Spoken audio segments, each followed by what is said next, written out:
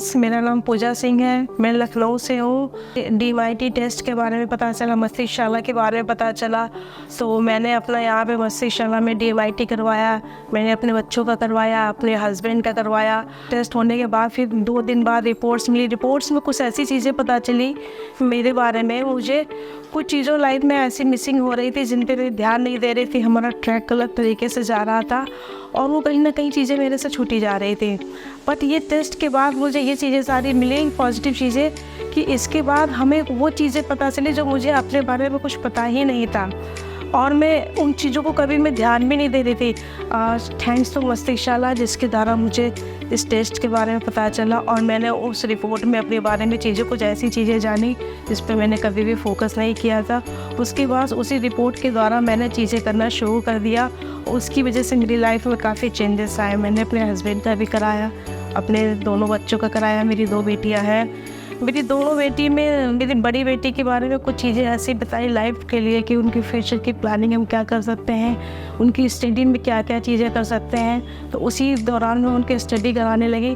छोटी बेटी मेरी, जिसका नाम धरा है, और मैं उसके बारे में आपको बता दूं कि वो अभी 9 साल की है। तो वो पढ़ाई पर कम ध्यान देती थी, आर्ट की चीज़ों में ज़्यादा ध्यान देती थी।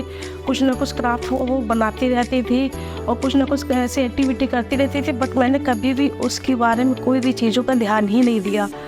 जब मैंने उसका DMIT टेस्ट करवाया तो उसके ब्रेन में सारी चीज़ों का मुझे पता चला कि वो बड़े होकर एक आर्टिस्ट बन सकती है और एक सिंगर भी बन सकती है। उसके अंदर ये सारी चीज़ें, इतनी सारी खूबियाँ थी जिसको मैंने कभी सोचा भी नहीं था।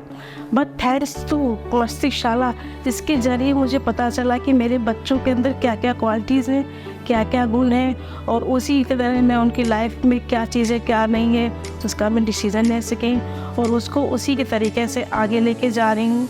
उसी द्वारा उनके मैं एजुकेशन पे मैंने ध्यान दिया और एक्स्ट्रा एक्टिविटीज़ पर ध्यान दिया और वो बड़े होकर क्या बन पाएंगे उसके बारे में मुझे पता चला। क्योंकि एक्चुअली ये होता है, कभी कभी हम बच्चों के साथ क्या करते हैं, हमारा बच्चा जो होता है उसका ध्यान किसी और चीज़ों में होता है, इंटरेस्ट किसी और चीज़ों में होता है। बट हम पेरेंट्स क्या करते हैं, उन पे फोकस करते हैं, उनको पुश करते हैं, बेटा अगर डॉक्टर तुम बनाना चाहते बेटा डॉक्टर बनो, उसके बारे में सीखो। बट वो चीज़ उनके माइंड में होता ही नहीं है।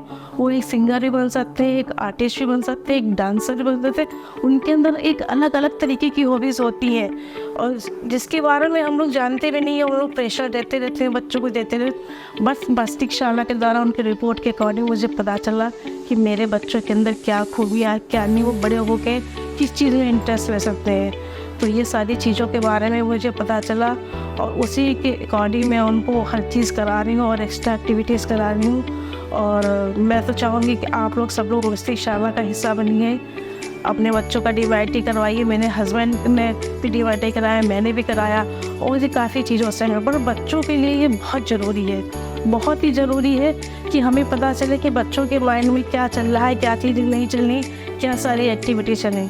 Thank you so much. नमस्ते।